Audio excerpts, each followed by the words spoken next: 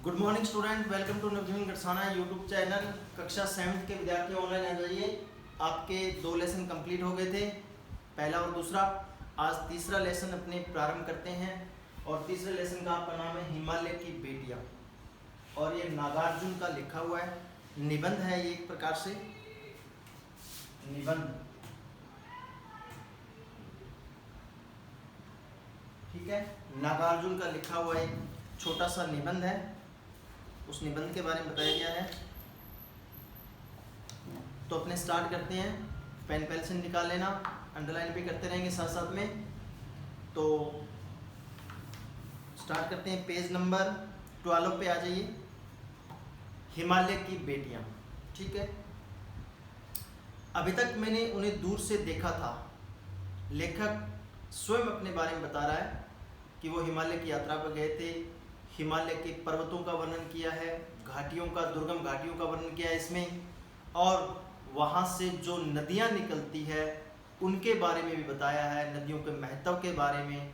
ठीक है, और नदियों को लेखक ने क्या कहा है इसके बारे में बताया है।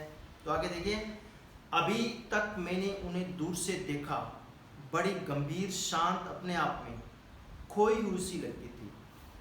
ठीक है, संभ्रांत महिला की भांति वे प्रतीत होती थी। उनके प्रति मेरे दिल में आदर और श्रद्धा के भाव थे। माँ और दादी, मौसी और मामी की गोद की तरह उनकी धारा में डुबकियां लगाया करता था। ठीक है, परंतु इस बार जब मैं हिमालय के कंधे पर चढ़ा तो वे कुछ और रूप में सामने थी। मैं हैरान था कि यह दुबली पतली गंगा, यही यमुना, यही सतलुज समतल मैदानों में उतरकर विशाल कैसे हो जाती है। यानी नदियों की महिमा के बारे में बताया है कि वहाँ से निकलती है, पर्वतों से, हिमालय की चोटियों से नदी निकलती है तो पतली धारा होती है, लेकिन आगे जाकर के समतल मैदान में ये अपना विशाल रूप धारण कर लेती है। इनका उछलना और कूदना, खिलखिलाकर लगातार हंसते जाना, इनकी यह भावभंगी, इनका यह उल्लास कहाँ गायब हो जाता है?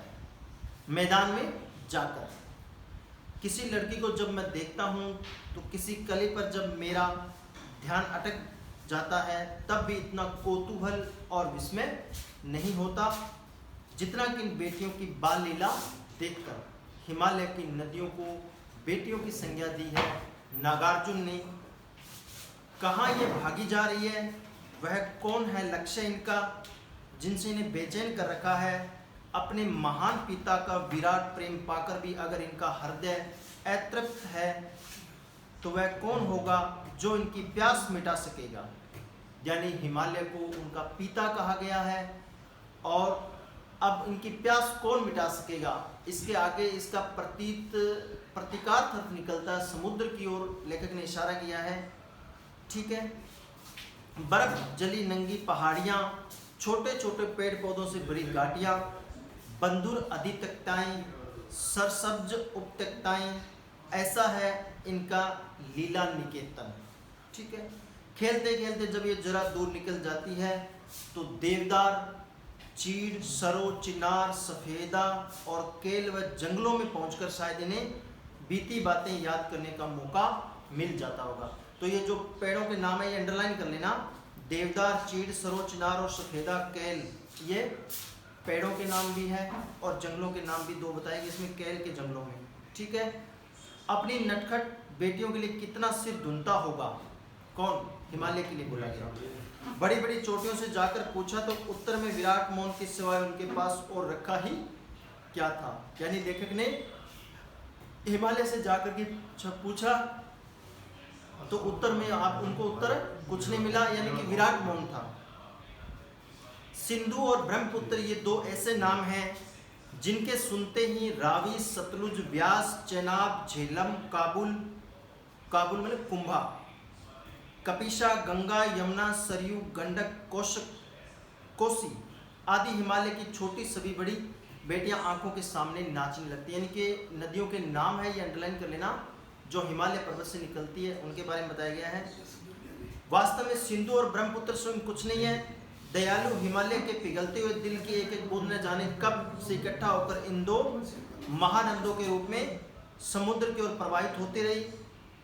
कितना सौभाग्यशाली है वह समुद्र जिसे पर्वतराज हिमालय की इन दो बेटियों का हाथ पकड़ने का श्रेय मिलता है। यानी दो बेटियों का नाम किसके बारे में बताया? सिंधु और ब्रह्मपुत्र के बारे में बताया है। ठीक है, आगे देखिए, जिन्होंने मैदान में इन नदियों को देखा होगा उनके ख्याल में शायद ये बात आ सके कि बूढ़े हिमालय की गोद में बच्चियां बनकर ये कैसे खेला करती है। माँ बाप की गोद में नंग दड़ंग होकर खेलने वाली बालिकाओं का रूप पहाड़ी आदमियों के लिए आकर्षक भले ही ना हो, लेकिन मुझे तो ऐसा लुभावना प्रतीत होता है कि वह रूप ही हिमालय को ससुर और समुद्र को उसका दामाद कहने में कुछ भी झिझक नहीं होती है। ठीक है स्टूडेंट, आज इतना ही लेसन करेंगे। कल आपका ये लेसन कंप्लीट हो जाएगा और इसके बाद में आपके प्रश्न उत्तर करवा देंगे। तो मिलते हैं कल नेक्स्ट वीडियो में। धन्यवाद।